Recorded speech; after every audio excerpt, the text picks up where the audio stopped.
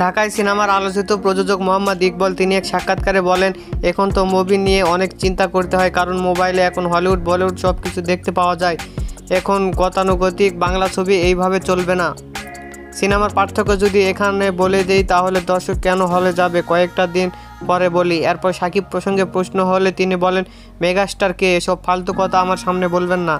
তার কথায় 10টা হল থাকে নাকি 20টা হল, ঈদের সময় 1000 হল খুলে এসে কেউ বলতে পারবে না এই বাংলাদেশে মেগাস্টার বা সুপারস্টার। অনেক কিছু মনে করে যে সত্য কথা বলতে চাইলেও পারে না, আমি যেটা সাহস করে সত্য কথা বলছি।